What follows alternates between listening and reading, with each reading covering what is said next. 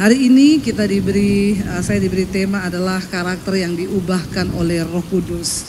Bapak Ibu, saya percaya bahwa panggilan kita menjadi orang percaya itu punya tujuan, ya. Tujuannya kita dipanggil ini bukan hanya sekedar menjadi Kristen lalu ya jago-jagoan kita nih melayani di mimbar, bisa bahasa roh dan lain sebagainya. Tapi inti dari kekristenan itu sendiri adalah goalnya kita ini mengalami perubahan hidup. Ya, yang dulunya kita melakukan dosa, tapi sekarang kita hidup dalam kebenaran. Tadi pagi saya sampaikan bahwa Yesus datang ke dalam dunia itu membawa kerajaan Allah. Ya, karena itu Roma 14 ayat 17 berkata, sebab kerajaan Allah itu bukan soal makanan, bukan soal minuman, tetapi soal kebenaran, damai sejahtera dan sukacita oleh Roh Kudus. Ya, 3 hal ini yang ada di dalam kerajaan Allah. Kalau kita mau masuk dalam kerajaan Allah, tentu kita harus belajar menghidupi 3 hal ini.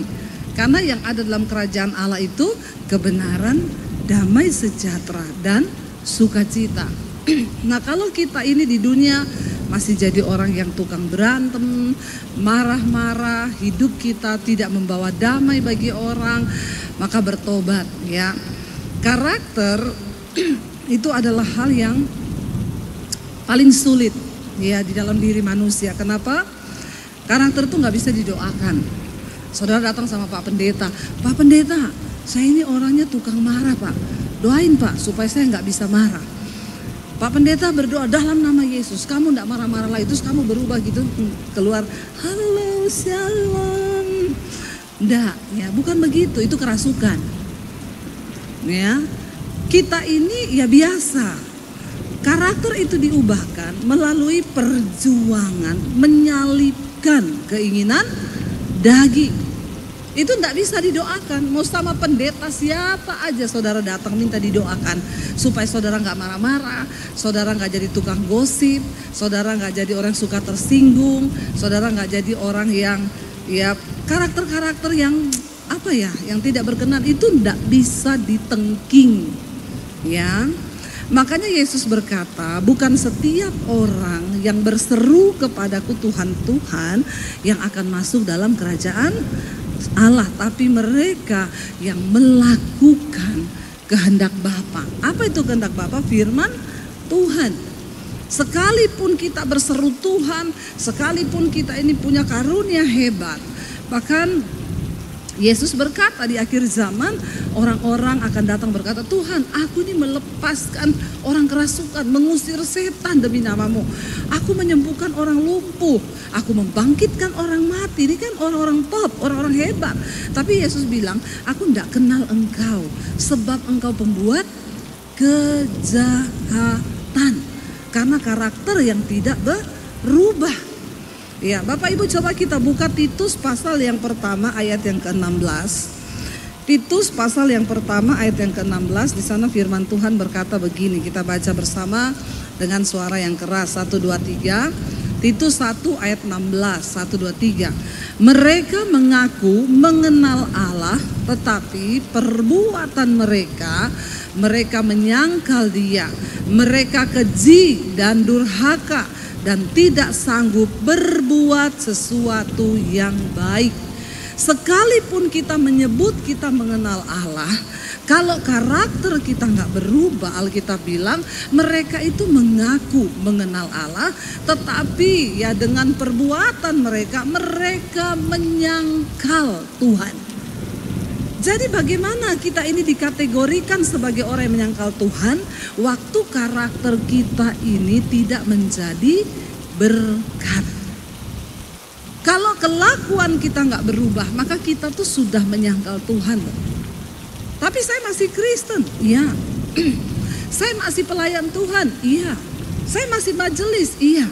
Kalau engkau selalu tinggal dalam dosa, karaktermu nggak berubah, Alkitab berkata dengan perbuatan mereka menyangkal Tuhan.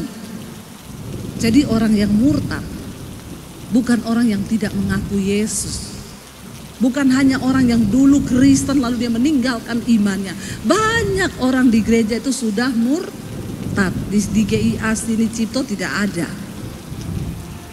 Di lain tempat banyak. Di sini tidak ada yang ngaku. Ya.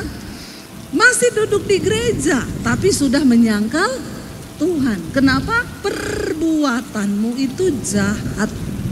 Kata Alkitab.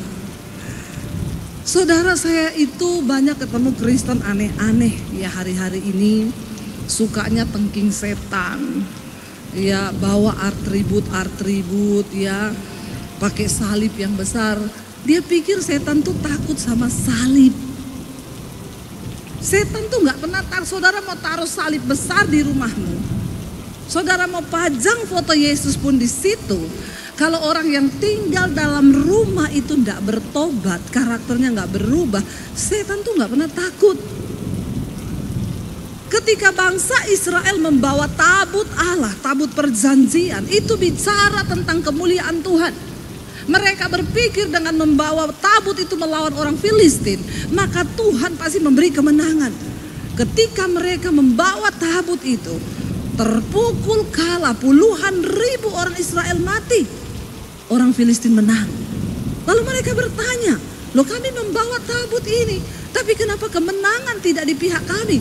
Tuhan bilang, sebab engkau telah berdosa. Engkau tidak bertobat. Engkau hidup dengan karakter kedaginganmu. Jadi sebenarnya kekristenan itu perkaranya hanya satu Bapak Ibu. Bagaimana kita berperang mematikan kedagingan. Iri hati, percederaan, roh pemecah belah itu daging. Persinahan, perselingkuhan itu daging. Jangan bilang itu setan. Ada orang selingkuh ditegur, dia bilang gara-gara setan bu. Setan bilang, yang setan lu, yang disetan-setankan aku. Yang selingkuh lu, yang salah aku. Ya, Alkitab berkata sebab keinginan daging itu telah nyata, percabulan, najisan, ya, roh pecah belah, roh percederaan, ya, apalagi amarah, kebencian, ya, segala yang jahat ada dalam daging kita. Nah, kekristenan itu intinya waktu kita ini dulu hidup jauh dari Tuhan, tidak mengenal Kristus, kita bebas melakukan dosa karena kita takluk di bawah hukum dosa. Tapi ketika Yesus datang dalam hidup kita, mengaku mengenal Dia, Yesus, maka harusnya hidup kita ini diubahkan. Karena kita telah dipindah dari kerajaan setan menuju kepada kerajaan Allah. Nah, kerajaan Allah itu apa tadi? Kebenaran, damai sejahtera dan sukacita. Makanya orang itu kalau hidup dalam kerajaan Allah harusnya hidup itu penuh dengan kebenaran, ada damai dan ada sukacita. Kalau hidupmu itu membawa tidak damai bagi orang, lah makanya engkau itu berarti masih dalam kerajaan setan. Walaupun engkau tiap hari ke gereja, kalau hidupmu di rumah tuh marah-marah, pertikaian, sama istri berantem, sama anak berantem, sama orang berantem, coba cek, jangan-jangan kau itu masih warga kerajaan setan. Bilang amin. Nggak ada yang amin, memang orang Semarang ini susah bilang amin. Ya, benar nggak Bapak Ibu? Ya, ayo kita ini bertobat. Coba kita lihat Yakobus ya. Ini sesuai tema yang diberikan ya, saya khotbah ini. Yakobus 2 ayat 19 sampai ayat yang ke-20. Ya, kita lihat nih, kalau kita ini berkata percaya kepada Yesus, tapi kita tidak berubah hidup kita, tidak punya buah-buah, dikatakan di sana begini, baca 1, 2, 3. Engkau percaya bahwa hanya ada satu Allah saja, itu baik. Tapi setan-setan pun juga percaya akan hal itu dan mereka gemetar. Jadi kalau level iman kita itu hanya sampai dipercaya, berarti kita satu level sama. Jangan ragu bilang setan yang kenceng. Orang Kristen berkata dia percaya pada Allah. Tapi ayat ini berkata setan juga percaya. Apa Apa yang membedakan kita dengan setan? Ya, coba lanjutkan ayat yang ke-20 berkata di sana. 1, 2, 3 baca. Hai manusia yang bebal, maukah engkau mengakui sekarang bahwa iman tanpa perbuatan adalah iman yang kosong? Saya mau tanya, kalau iman itu kosong, bisa nggak iman itu menyelamatkan? Nggak bisa. Sama-sama percaya loh, punya iman, tapi sayang imannya kosong. Banyak sekarang orang Kristen duduk di gereja tapi dengan iman yang kosong. Maka jadi temennya setan. Halo. Jangan jadi orang Kristen temennya setan. Ya, mari. Setan tuh gak pernah takut loh sama orang yang ke gereja. Setan gak takut sama orang yang pelayanan. Setan takut sama orang yang melakukan firman Tuhan, yang hidupnya berubah. Saya dulu pernah saudara, ya doa pelepasan orang dari gereja setan waktu saya masih di Palu. Kita doakan pelepasan. Ya pokoknya saat itu juga yang tidak kudus langsung diserang balik, kerasukan. Ya kita lagi doa, sudah dalam nama Yesus perangi dia. Ada teman kita, dia itu juga di tim PPW tapi cowok agak-agak melambai. Dia datang, dia bilang, mana yang kerasukan? Mana? Dia tengking, dalam nama Yesus. Yang kerasukannya liatin dia begini terus ngomong, kita kan temen. Habislah kau. Saudara, setan tuh tahu siapa temennya. Kalau engkau jadi orang Kristen yang hidupmu tidak berubah, engkau tetap berbuat kenajisan, percabulan, iri hati, ya sakit hati, ada kebencian, tukang fitnah, mulutnya bocor, suka menjelekan orang. Walaupun engkau ke gereja, setan tahu engkau temennya. Kau gak bisa tengking setan. Coba kau datang tengking orang kerasukan. Dia tahu, dia bilang kau temenku, enggak usah kau tengking saya. Ini di tim PPW loh. Makanya saya berdoa tim PPW-nya di sini tidak ada yang cucok meong. Amin. Ya, nanti kau doakan dalam nama Yesus. Dalam nama Yesus. Setannya bilang kau temenku. Ya, Bapak Ibu, kebenaran ini yang harus kita tahu. Sekalipun engkau bolak-balik duduk di gereja, kalau hidupmu gak berubah, karaktermu tidak diubah oleh Roh Kudus, setan tuh tahu kok siapa temannya, siapa yang bukan. Demikian Tuhan tahu, Alkitab berkata, Allah tahu siapa milik kepunyaannya. Dan orang yang menyucikan dirinya dari hal-hal yang jahat, dia dipandang layak oleh tuannya, hidupnya diangkat tinggi, diberi kepercayaan dan sesuatu yang mulia. Katakan. Coba tepuk tangan kalau cocok gitu ya. Nih gereja di Semarang ini sepi-sepi gitu ya. Katakan amin. Untuk apa coba kita nih ke gereja bolak-balik hidup gak berubah? Kekristenan tuh gak pernah diukur dari berapa puluh tahun engkau menjadi Kristen. Sekalipun engkau baru bertobat kemarin, engkau melakukan firman, imanmu tuh begini saudara. Ya, tapi kalau engkau datar tok hidupmu itu cuma di sini-sini tok. Setan juga tahu. Hari-hari ini, ya saya bilang sama teman saya, tadi pagi saya saksikan. Dia ajak saya tengking patung kodok. Ayo Bu, kita tengking itu patung kodok. Kenapa kau tengking itu patung kodok? Ada roh persinahan kodok itu. Saya bilang hati-hati ya. Kau tengking-tengking itu patung kodok. Kau sibuk tengking itu patung kodok. Setannya pindah di rumahmu loh. Lebih baik kau urusi suamimu, layani suamimu. Dia bangun pagi bikinin dia sarapan, layani suamimu apa yang dia pengen, ya supaya patung kodoknya tidak pindah ke rumahmu. Benar saudara, dia tiap hari saya sudah ngomongin kekristenan itu bukan soal sering kau tengking patung kodok, kau pergi ke pohon ada setan di situ kau tengking ngapain? Setannya bilang gini, lu kurang kerjaan apa? Tengking itu dirimu sendiri. Setan yang paling besar itu bercokol dalam diri kita ini loh. Sakit hati, iri hati, kepahitan, suka jelekan orang, persinahan. Itu setan yang paling gede. Dan itu siapa yang bisa tengking? Kita. Walau kau panggil pendeta sehebat apapun, Alkitab berkata, Yesus bilang, ketika dia mendoakan orang, roh itu pergi dari diri orang itu, roh jahat. Tuhan bilang, kalau engkau tidak isi hidupmu, jiwamu dengan firman Tuhan, maka roh itu akan kembali. Dia lihat rumah itu sudah tersapi bersih. Dia ajak 7 roh lebih jahat masuk ke dalam dirimu. Dan engkau, keadaan orang itu lebih jahat daripada yang lalu. Dengar baik-baik saudara. Kalau kita nggak isi firman hidup kita dan firman itu mengendalikan kita. Ya, saya bilang sama ibu itu, nggak usah kau pergi tengking itu patung kodok. Masih banyak dalam diri kita ini yang perlu ditengking. Nggak percaya dia, bener. Suaminya jatuh, padahal suaminya pendeta, konseling sama ibu-ibu. Saya udah bilang pendeta ini, Pak, kalau ada perempuan kasih ke saya aja yang konseling. Bapak kan laki-laki, ya niatnya mau konseling jadi konsleting. Karena arusnya beda.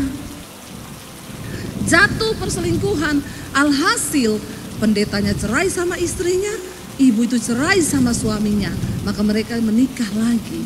Buah apa dari pelayanan yang seperti ini? Saya bilang, akhirnya istrinya jadi aneh-aneh, pergi cari kekuatan alam, bertapa di sungai. Terakhir dia bilang sama saya, Bu, tak kasih tahu, kita sekarang kalau mau datang kepada Allah, tidak usah lewat Yesus. Saya bilang itu sesat. Jangan pernah dengarkan pengajaran lain yang berkata Yesus bukan juru selamat, Yesus bukan Tuhan. Yesus adalah satu-satunya juru selamat. Sebab tidak ada nama lain di bawah kolong langit ini yang olehnya orang boleh diselamatkan selain di dalam nama Yesus. Saya ini doa pelepasan orang berkali-kali. Pernah saya doakan orang rambutnya panjang berdiri ke atas, matanya mau keluar. Saya bilang ini kalau saya lari, dia ketawa, ini setan ini Tuhan. Tapi ini setan Tuhan. Benar-benar rambutnya berdiri, matanya mau keluar. Saudara, waktu saya ucapkan dalam nama Tuhan Yesus, dia kepanasan. Dia teriak, panas. Coba kalau saya doakan dalam nama Daniel, suami saya kan. Dalam nama Bambang. Ya, maka setannya pasti tertawa. Siapa itu Daniel? Siapa itu Bambang? Tapi nama Yesus itu berkuasa loh. Saya mendengar banyak kesaksian orang yang dicengkram ketakutan, yang dicengkram oleh roh jahat. Waktu didoakan dalam nama Yesus, mereka bertekuk lutut karena itu adalah nama di atas segala nama. Amin. Ayo saudara, kita alami perubahan hidup. Ya, karakter itu tidak bisa diminta, didoakan, ditumpang tangan. Makanya saya selalu kalau orang datang, Bu doakan Bu, saya ini terikat rokok. Pak biar saya tumpang kaki kau Pak. Kalau kau tidak ada niat dari hatimu Pak, untuk berubah, bertobat, tidak bisa. Yesus berkata, dia datang sebagai tabib. Tapi orang sakit yang membutuhkan tabib. Masalahnya banyak orang Kristen tidak merasa sakit, padahal banyak yang sakit jiwa, kepahitan, terluka. Akhirnya buah-buahnya itu ya bikin orang tersandung kelakuannya. Ya di luar suka nipu, mulutnya nggak bisa dipegang omongannya, di sana lain, di sini lain, berzina, selingkuh, homo. Ini adalah buah-buah dari jiwa yang sakit. Kita perlu disembuhkan jiwa kita.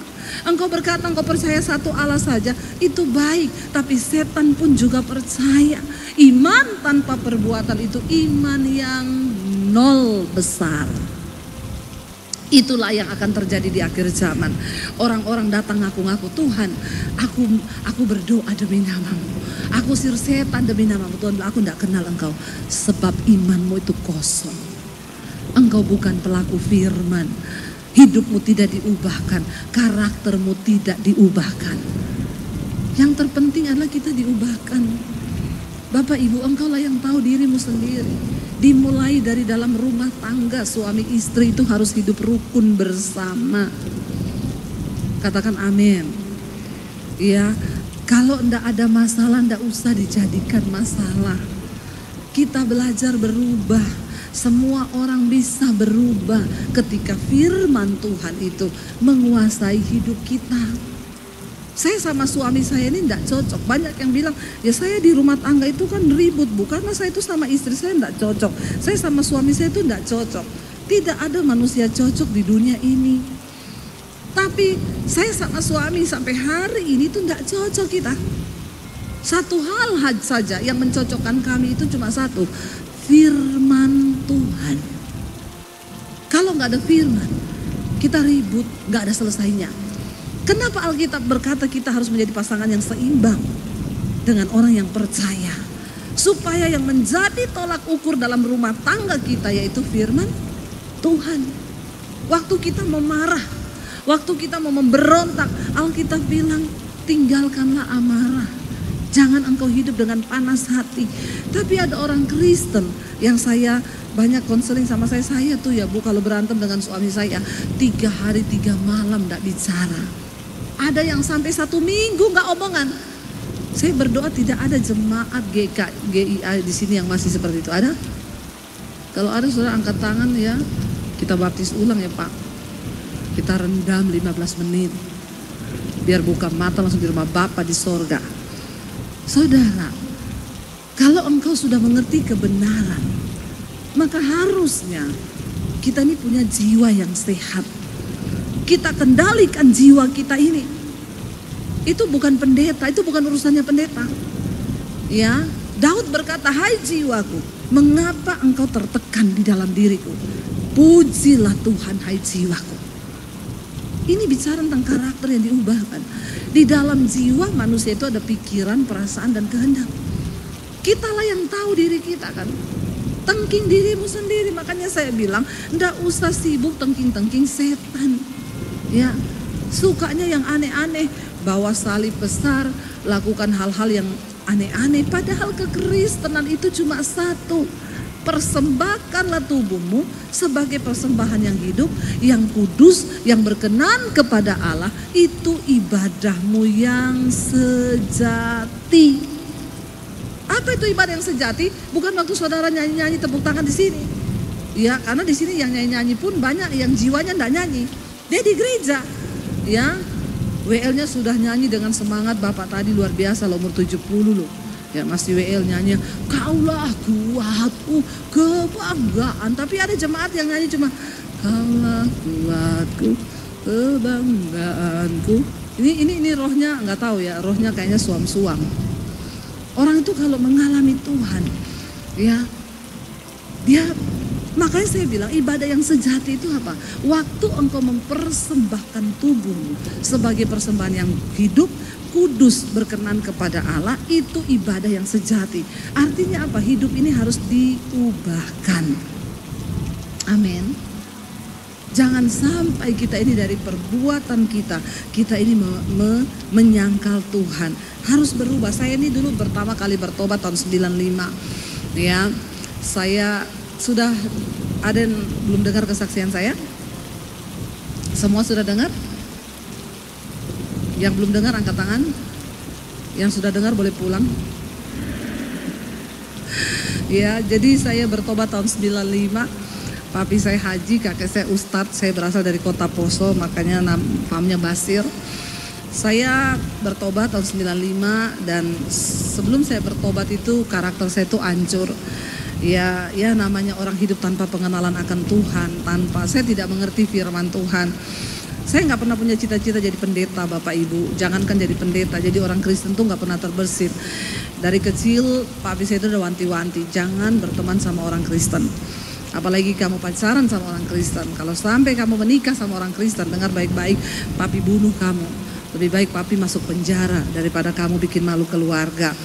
Jadi itu tertanam dalam benak saya sampai saya nggak berani jatuh cinta sama laki-laki Kristen. Ya, padahal yang ganteng-ganteng itu laki-laki Kristen ya. Yang bertobat ya, yang tidak bertobat sama dengan setan. Dan akhirnya saya menjalani hidup, singkat cerita, ya saya melakukan banyak hal yang tanpa perkenanan Tuhan saya hidup. Lalu saya mau bunuh diri, lulus SMA, dan disitulah saya menantang Tuhan. Saya bilang, Tuhan, saya tahu Engkau ada. Orang yang paling bodoh di dunia ini orang yang tidak mengakui Tuhan.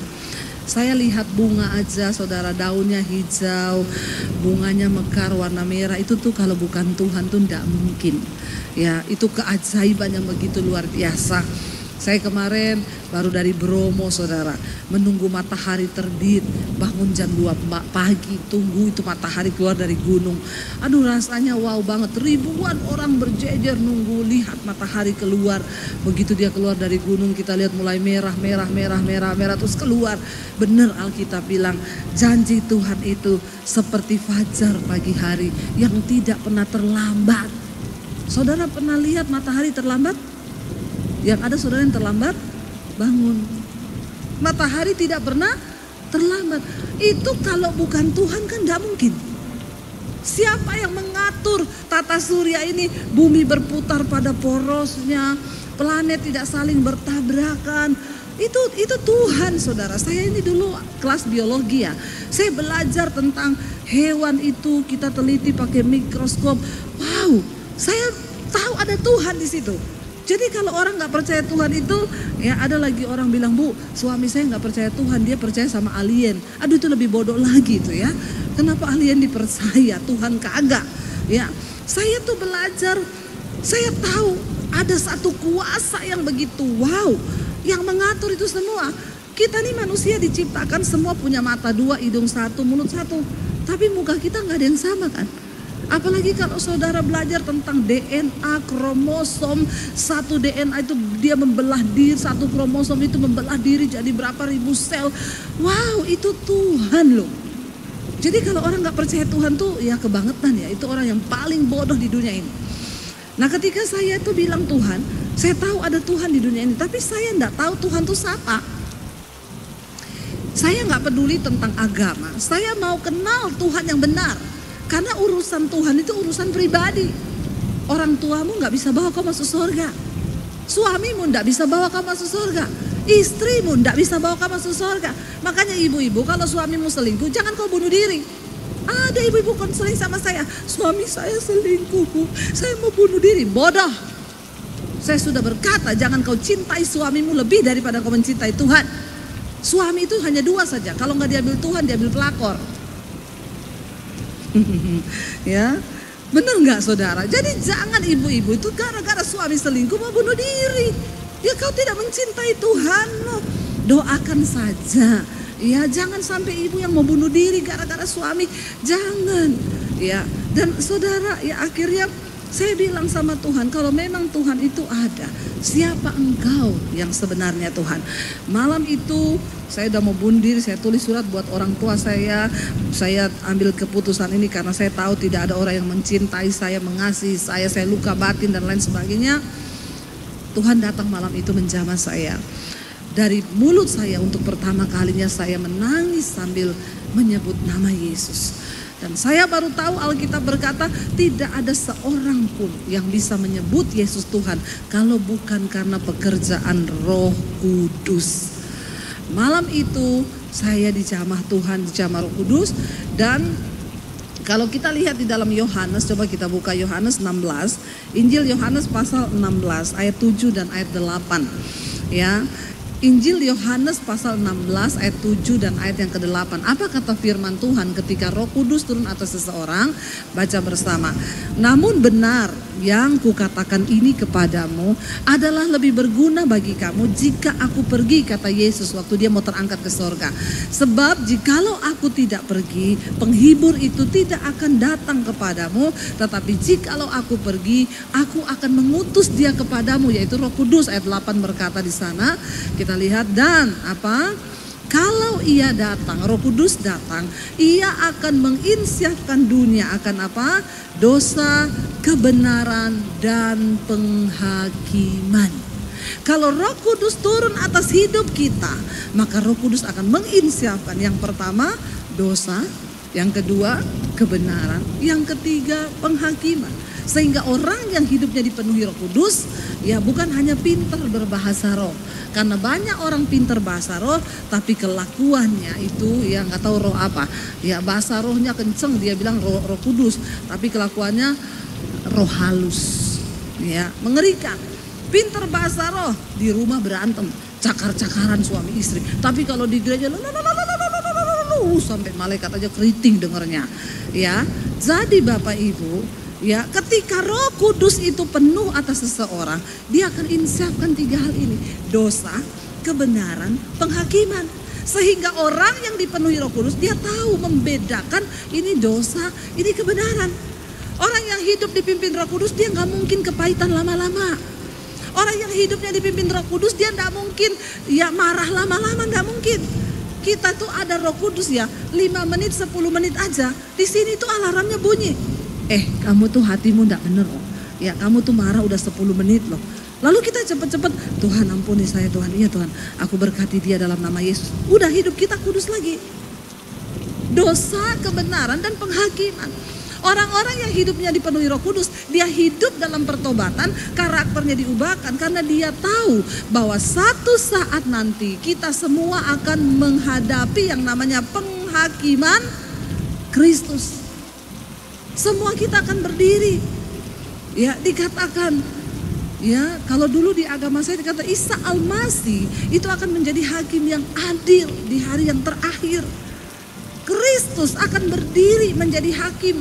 Jadi Bapak Ibu, Alkitab bilang mata Tuhan setiap hari itu menjelajah ke seluruh bumi, melihat orang baik dan orang jahat untuk memberikan upah kepada mereka sesuai dengan perbuatannya. Jadi bapak-bapak, apapun yang engkau lakukan di luar sana, percuma engkau tutupi karena Tuhan itu melihat. Ya, saya tuh diberkati dengan kesaksian seorang ibu di Mesbah Doa. Dia bilang gini, suami saya tuh dapat kerjaan di Jakarta. Waktu itu hidup kami pas-pasan, dapat kerjaan, akhirnya ekonomi kami mulai diperbaiki karena itu doa saya. Suami saya itu melayani Tuhan. Lama-lama dia sering proyek di Jakarta, ketemu teman pelayanan, sepelayanan, diajak, ayo kita coba-coba ke night club di Jakarta. Lalu mulai lihat ada cewek-cewek di night club. Lalu ini teman sepelayanan loh, ya, makanya hati-hati dilihat. Walaupun dia pelayanan, buahnya itu apa? Kalau mengajak kita jatuh dalam dosa, jangan. Lalu saudara, ya dia diajak, lalu mulai lihat cewek, terakhir jatuh sampai bawa perempuan masuk ke hotel. Istrinya di luar kota. Ya, istrinya tuh tiap malam berdoa buat suaminya. Tuhan, berkati suamiku yang sedang bekerja, sertai dia, urapi dia. Dan Tuhan itu selalu punya cara untuk menyatakan kebenaran. Lalu ketika istrinya terus berdoa, satu kali suaminya di Jakarta, foto di hotel pakai kacamata hitam, dikirim ke istrinya, "Say, siap ya, aku kangen, sebentar lagi aku pulang, ini mau siap-siap ke bandara." Istrinya lihat suaminya di foto, digedein, loh, di kacamata hitamnya ada pantulan perempuan pakai rok mini duduk di depannya. Lalu dia bilang, "Pak, itu perempuan di depanmu siapa ya?" Suaminya bilang, "Di mana? Coba kamu lihat di kacamatamu." Gedein, digedein, ada perempuan. Dia bilang gini, "Iya, kayaknya tadi malam memang ada setan masuk di hotel sini." Setan lagi yang disalahin ya. Perempuan memang, tapi itu setan sih. Setan itu ya, setan. Terus istrinya itu desak, "Pak, enggak mungkin itu setan, Pak. Itu nyata bener." Akhirnya ya, suaminya pulang terbang. Itu kayaknya kalau pilot pesawatnya nggak jadi landing, terbang lagi tuh. Sudah ditunggu istrinya ini memberi penjelasan. Ya begitu turun, ramelah. Istrinya desak, "Aku tuh berdoa loh buat kamu. Aku yakin tuh Tuhan yang tunjukkan." Akhirnya dengan bercucuran air mata, suaminya cerita, "Iya, betul, selama 3 tahun saya bolak-balik Jakarta, saya selalu jatuh dengan perempuan." Ya Bapak Ibu ya, lihat ya, daging itu membuat orang berdosa. Nah kemarin saya pelayanan, ada juga pejabat datang, "Bu, saya ini kalau ke Jakarta saya jatuh dengan perempuan, Bu." Ya, dan saya itu enggak tahu apa yang harus saya lakukan. Saya cuma bilang, "Bapak ingat ya, nanti satu saat Bapak ke hotel, Bapak booking perempuan, Tuhan stop jantungmu, Pak. Mati kau." Ya, dia bilang, "Aduh Ibu, kenapa Ibu bilang begitu? Jangan bernubuat, ini bukan nubuat." Supaya Bapak ingat, jangan dengan sombongnya engkau terus berbuat dosa. Bertobat, karaktermu harus diubahkan. Tuhan tidak suka begitu. Bapak lihat berapa banyak bupati mati di hotel lagi sama perempuan. Ya, jadi Bapak pilih aja masuk surga, masuk neraka atau masuk koran. Dia takut saudara. Jangan Ibu, jangan sampai saya masuk koran. Makanya bertobat. Bapak Ibu, hidup yang diberikan Tuhan ini bukan milik kita loh. Napas ini tuh kita bisa tarik napas. Coba semua tarik napas. Itu anugerah. Amin. Kalau Tuhan tutup, kalau gini, mati loh, mati. Kita bersyukur kalau hari ini Tuhan kasih kita kesempatan hidup. Ayo kita hidup bagi kemuliaan Tuhan. Bilang, Tuhan ubah karakterku Tuhan. Ubah hidupku Roh Kudus. Datang bertobat di kaki Tuhan. Dan Roh Kudus akan mulai bekerja. Tapi yang tiap hari harus baca firman. Dengerin firman. Dengar mesbah syukur di Debbie Basir TV. Mesbah doa setiap malam jam 8. Firman Tuhan tuh mengubahkan hidup kita. Saya mendengar banyak kesaksian orang-orang, Bu Debbie terima kasih loh Bu, saya ini majelis di gereja Bu. Dari dulu tapi saya tidak tahu kebenaran. Setelah saya tiap hari dengerin firman yang Ibu sampaikan, sekarang hidup saya berubah. Rokok lepas, dulu tiap hari sama istri ribut berantem. Sekarang kami hidup dalam damai sejahtera dan sukacita. Rumah tangga kami dipulihkan. Itu sorga. Amin. Waktu kita hidup dalam kebenaran, damai sejahtera, ada sukacita, itu sorga. Nikmat apa lagi yang kau dustai? Bener gak? Buat apa orang kaya punya banyak duit sama istri ribut terus, di rumah itu gak ada kedamaian. Saya bersaksi di mana-mana. Dulu saya ini pelayanan di Solo. Saya ketemu suami saya juga di Solo. 14 tahun yang kita di Jakarta 14 tahun. Pernikahan kami itu sekarang masuk 22 tahun. Bapak Ibu, ya, dulu kami ini melayani, ya. Saya tuh dulu naik motor berlima, anak 3, kita bonceng 5 loh. Kalau mau ke gereja, aduh, ya, yang 2 di depan, 1 di belakang, ya duduk itu sampai separuh tuh sudah nggak di jok motor. Itu saya pernah alami. Kalau ada duit, kita hari Sabtu, ayo kita ke mall yuk anak-anak, dengan duit yang ada, beli nasi goreng 2 buat berlima, ya beli es tehnya 2 buat berlima. Apakah kami tidak bahagia? Kami bahagia. Kami bahagia. Kenapa? Karena ada kebenaran, damai sejahtera dan sukacita. Makanya saya tuh bilang uang itu nggak bisa beri kebahagiaan. Saya udah temukan banyak orang kaya raya dalam rumah makanan berlimpah, uang banyak, mobil mewah, ribut tiap hari berantem. Kenapa? Hidup dalam ketakutan. Karena tidak ada kebenaran, gak ada damai sejahtera, gak ada sukacita. Apa tolak ukurnya kita hidup dalam sorga? Yesus berkata, doa Bapa kami Yesus ajarkan, datanglah kerajaanmu, jadilah kehendakmu di bumi seperti di sorga. Jadi Tuhan mau kita hidup di sorga, bukan nanti kita mati. Sekarang ini loh, Tuhan mau engkau hidup di dalam kerajaan Allah. Apa kerajaan Allah itu? Roma 14 ayat 17, kebenaran, damai sejahtera dan sukacita. Walaupun uang kita pas-pasan, kita hidup dalam kebenaran, damai sejahtera, ada sukacita. Siapa bilang saya tidak bahagia? Saya bahagia dari dulu. Bersama dengan suami kami lewati semua. Ya, malam kami ajak anak-anak berdoa bersama, gandeng tangan. Nggak punya uang, ayo dek kita berdoa sama Tuhan ya, supaya kita bisa bayar cicilan rumah. Kita doa sama Tuhan sama-sama. Tuhan menjawab. Itu damai, itu sorga Bapak Ibu. Sorga itu bukan sesuatu yang muluk-muluk. Dan Tuhan mau sebelum kita mati, kita sudah latihan. Latihan di dunia ini hidup dalam kerajaan Allah. Supaya nanti ketika kita di sorga udah gak bingung. Jangan ada nanti di sorga marah-marah, berantem. Malaikat bilang salah tempat kau.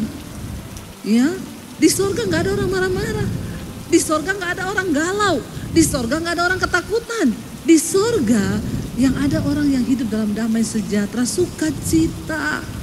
Di dalam kebenaran, Alkitab berkata, di mana ada kebenaran, di situ tumbuh damai sejahtera. Dan di dalam damai sejahtera ada sukacita yang berlimpah. Ini loh yang sesungguhnya. Orang mau pergi cari healing ya, hari-hari ini kan ngomong, wah mau jalan-jalan ke luar negeri healing, foto-foto di luar negeri healing, pret. Kalau engkau tidak tinggal dalam kebenaran, maka hidupmu gak pasti damai. Itu semua pencitraan toh. Healing itu di mana? Dalam kebenaran. Waktu engkau tinggal dalam kebenaran, ada damai sejahtera di situ. Ada sukacita yang melimpah. Karena itu Bapak Ibu, ya mari kita menyadari bahwa ya kita ini hidupnya harus diubahkan.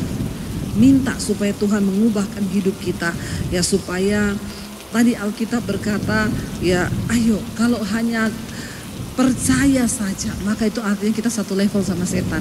Tapi ketika kita ini, Alkitab berkata, Yesus bilang, bukan orang yang berseru padaku Tuhan, Tuhan, tapi mereka yang melakukan kehendak Bapa. Kalau kita melakukan firman, itu artinya karakter kita diubahkan. Buang kepahitan, buang kebencian, buang segala hal yang jahat. Saya mau ngomong, coba saya jamin, sebab Alkitab juga menjamin, orang yang hidup dalam kebenaran, dia pasti tinggal dalam damai sejahtera.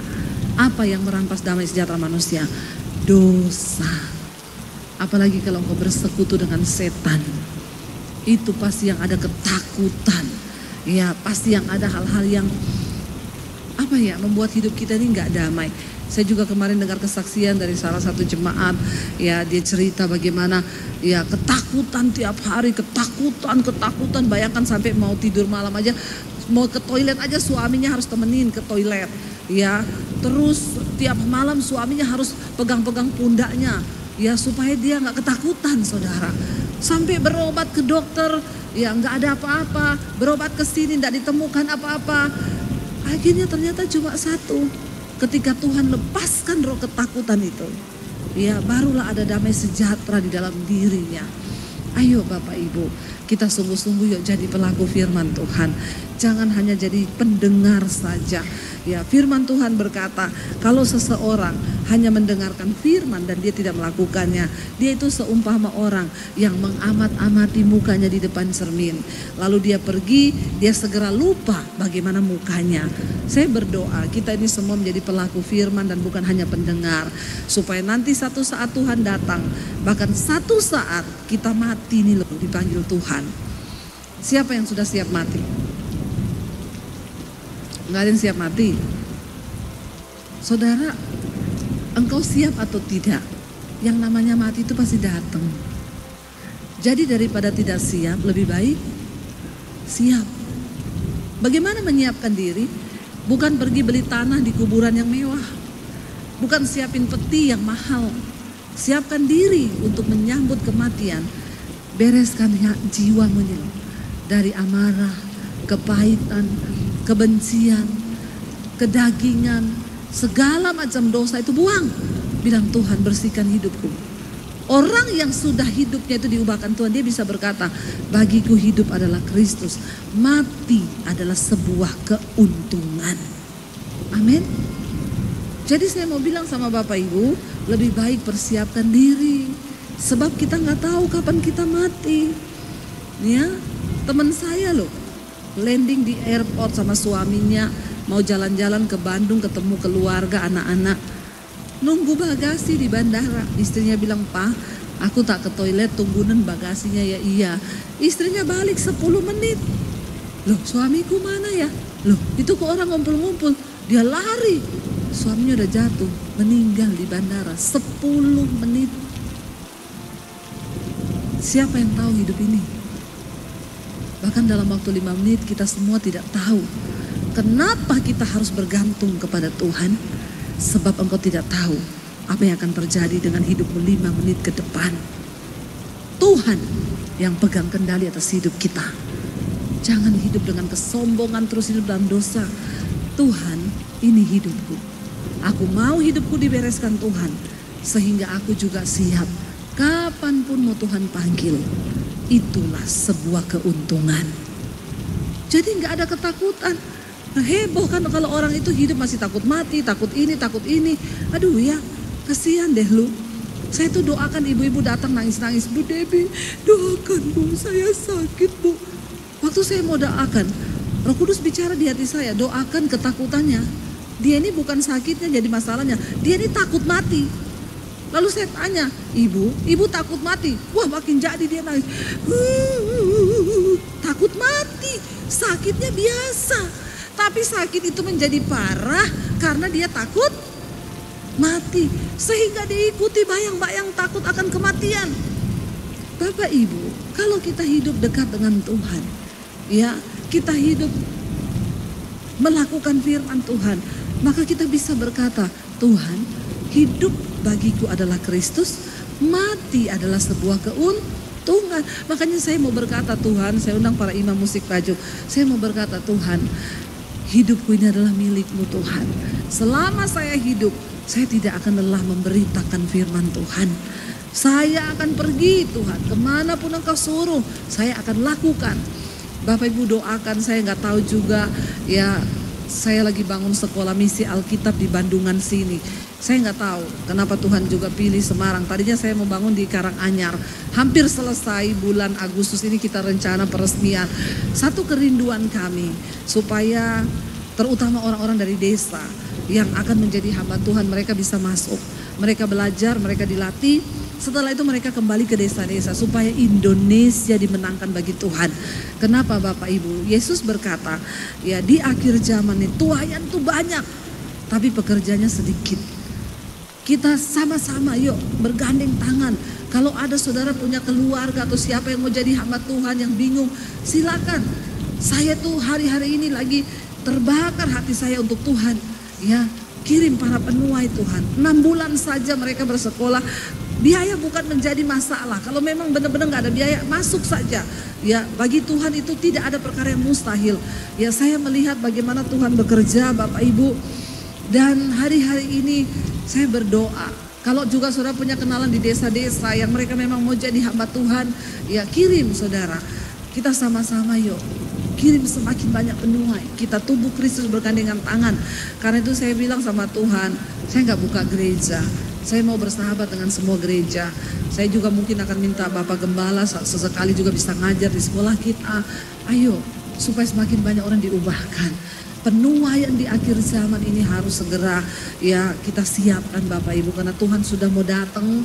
Ya jangan cuma fokus terus cari uang. Tapi mari kita fokus mempersembahkan hidup yang berkenan pada Tuhan. Jika diberkati, silakan membagikan untuk memberkati orang lain.